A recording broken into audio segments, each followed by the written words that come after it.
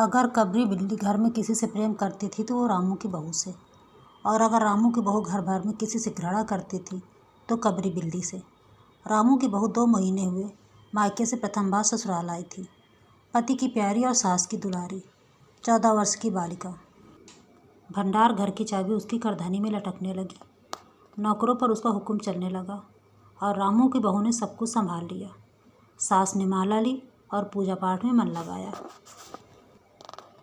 लेकिन ठहरी 14 वर्ष की बालिका कभी भंडार घर खुला है तो कभी भंडार घर में बैठे बैठे ही सो गई। कबरी बिल्ली को मौका मिला, घी दूध पर आज वह टूट गई। रामू की बहू की जान आफत में और कबरी बिल्ली के छक्के पंजे। रामू की बहू हांडी में से घी रखते रखते ऊँग गई और बचा हुआ घी कबरी बिल्ली के पेट में। रामू की बहू दूध ढककर मिश्रानी को जिस देने गई थी और दूध न दारत। अगर बात यहीं तक रह जाती तो भी बुरा न था। कबरी रामू की बहू से कुछ ऐसा परच गई कि रामू की बहू के लिए खाना पीना दुश्वार।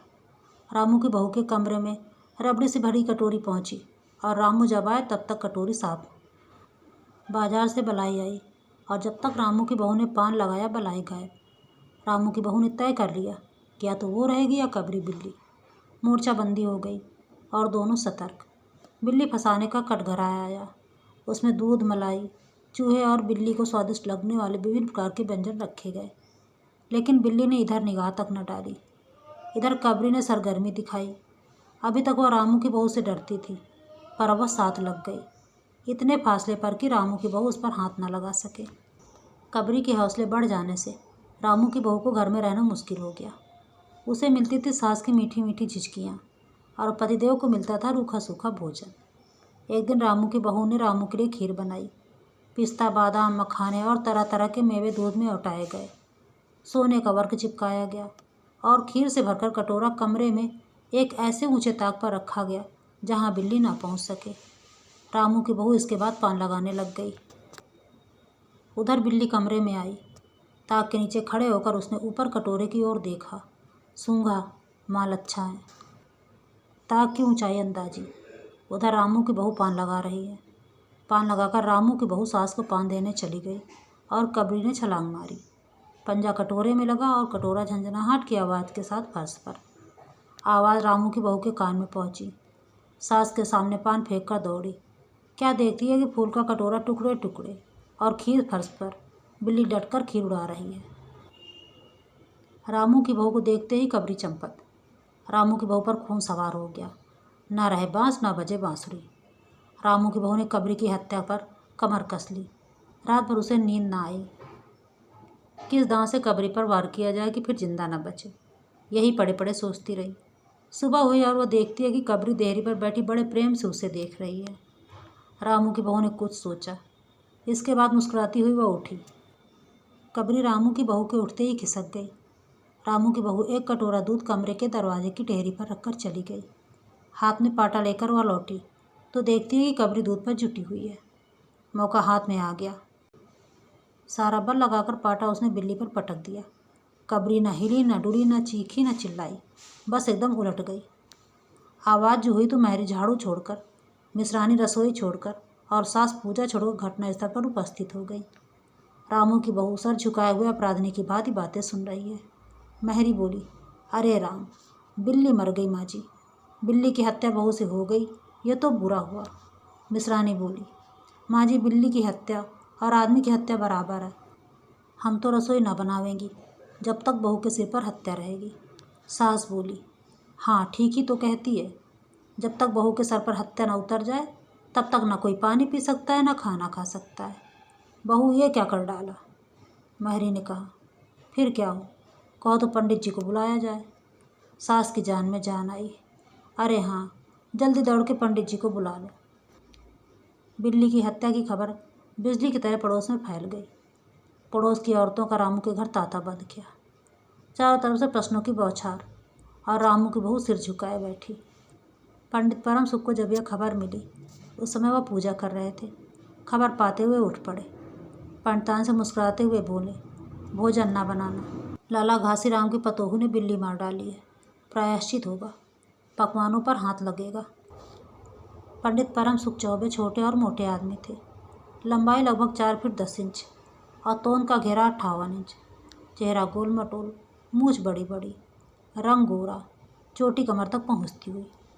कहा जाता है कि मथुरा में जब पंसेरी खुराक वाले पंडित को ढूंढा जाता था तो पंडित परम सुख जी को उस लिस्ट में प्रथम स्थान दिया जाता था।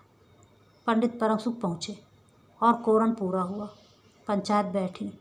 शाहजी, मिश्रानी, किसानों की माँ, छन्नू की दादी और पंडित परम सुख। बाकी स्त्रियाँ बहुत से सहानुभूति प्रकट कर रही थीं। किसानों की माँ ने कहा, पंडित जी, बिल्ली की हत्या करने में कौन सा नरक मिलता है? पंडित परम सुख ने पत्रा देखते हुए कहा, बिल्ली की हत्या अकेले से तो नरक का नाम नहीं बतलाया जा सकता। वह मुहूर्त भी मालूम हो जब बिल्ली की हत्या हुई, तब नरक का पता लग सकता है। यही कोई 7 बजे सुबह, मिश्रानी जी ने कहा। पंडित परम सुख ने पत्रे के पन्ने उल्टे, अक्षरों पर उंगलियां चलाई, माथे पर हाथ लगाया और कुछ सोचा। चेहरे पर धुंधलापन आया, माथे पर बल पड़ गए, नाक को सिकुड़ी और स्वर गंभीर हो गया। हरे कृष्ण हरे कृष्ण। बड़ा बुरा हुआ। प्रातःकाल ब्रह्म मुहूर्त में बिल्ली की हत्या घोर कुंभी पाक नरक का विधान है। रामू की माँ, यह तो बहुत बुरा हुआ। रामू की माँ की आंखों से आंसू आ गए। तो फिर पंडित जी अब क्या होगा, आप ही बतलाइए। पंडित परम सुख मुस्कुराए। रामू की माँ, चिंता की कौन सी बात है। हम पुरोहित फिर कौन से दिन के लिए हैं। शास्त्रों में प्रायश्चित का विधान है, सो प्रायश्चित से सब कुछ ठीक हो जाएगा। रामू की माँ ने कहा, पंडित जी, इसलिए तो आपको बुलवाया था। अब आगे बतलाओ कि क्या किया जाए। क्या किया जाए? यही एक सोने की बिल्ली बनवाकर बहू से दान करवा दी जाए। जब तक कि बिल्ली ना दे दी जाएगी तब तक घर अपवित्र रहेगा। बिल्ली दान देने के 21 दिन बाद पाठ हो जाए। छन्नू की दादी बोली, हाँ और क्या, पंडित जी ठीक ही तो कह रहे हैं। बिल्ली अभी दान दे दी जाए और पाठ फिर हो जाए। रामू की माँ ने कहा, तो पंडित जी कितने तोले की बिल्ली बनवाई जाए? पंडित परम सुख मुस्कुराए और अपनी तोंद पर हाथ फेरते हुए उन्होंने कहा, बिल्ली कितने तोले की बनवाई जाए? अरे रामू की माँ, शास्त्रों में तो लिखा है कि बिल्ली के वजन भर सोने की बिल्ली बनवाई जाए। लेकिन अब कलयुग आ गया है, धर्म कर्म का नाश हो गया है, श्रद्धा नहीं रही। सो रामू की माँ, बिल्ली के तौल भर की बिल्ली तो क्या बनेगी, क्योंकि बिल्ली 20-21 शेर से कम क्या होगी। हाँ, कम से कम 21 तोले की बिल्ली बनवा करके दान करवा दो और आगे अपनी अपनी श्रद्धा। रामू की माँ ने आंखें फाड़कर पंडित परम सुख की ओर देखा। अरे बाप रे बाप, 21 तोला सोना! पंडित जी, ये तो बहुत है। तोला भर की बिल्ली से काम ना निकलेगा। पंडित परम सुख हंस पड़े। रामू की माँ, 1 तोले सोने की बिल्ली?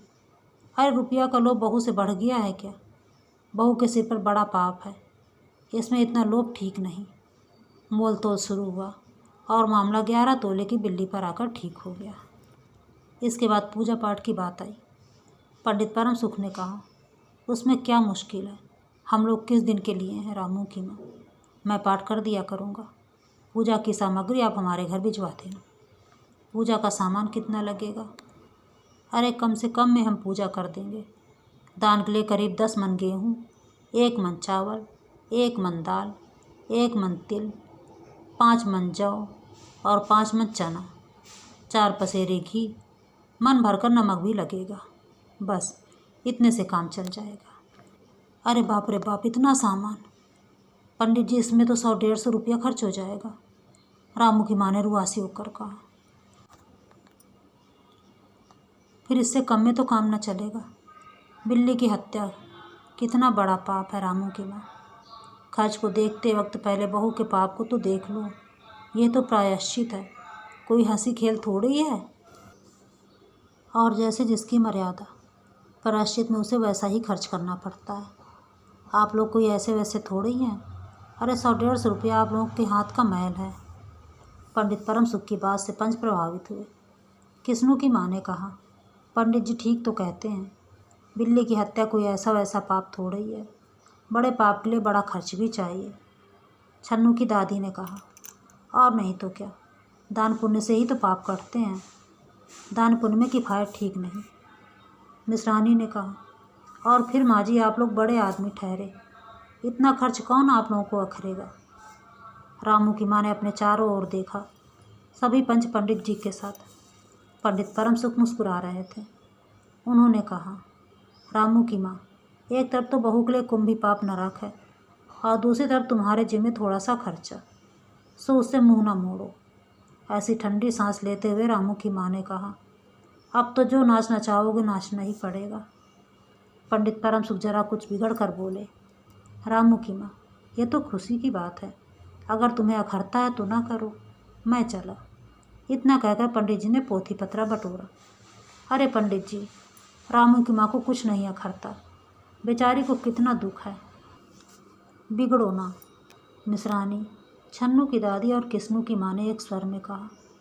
रामू की माँ ने पंडित जी के पैर पकड़े और पंडित जी ने अब जमकर आसन जमाया। और क्या हो, 21 दिन के पाठ के 21 रुपये और 21 दिन तक दोनों बखत 5-5 ब्राह्मणों को भोजन करवाना पड़ेगा। कुछ रुककर पंडित परम सुख ने कहा, सो इसकी चिंता ना करो, मैं अकेले दोनों समय भोजन करा लूँगा और मेरे अकेले भोजन करने से 5 ब्राह्मण के भोजन का फल मिल जाएगा। ये तो पंडित जी ठीक कहते हैं। पंडित जी की तोन तो देखो। मिश्रानी ने मुस्कुराते हुए पंडित जी पर व्यंग्य किया। अच्छा तो फिर प्रायश्चित का प्रबंध करवाओ। रामू की माँ 11 तोला सोना निकालो, मैं उसकी बिल्ली बनवा लाऊं। 2 घंटे में मैं बनवा कर लौटूंगा, तब तक सब पूजा पाठ का प्रबंध करके रखो। और देखो, पूजा के लिए पंडित जी की बात ख़त्म भी ना हुई थी कि महरी हाफ्तू ही कमरे में घुस आई और सब लोग चौंक उठे। रामू की माँ ने घबरा कर कहा, अरे क्या हुआ अरे? और महरी ने लड़खड़ाते स्वर में कहा, माँ जी बिल्ली तो उठकर भाग गई।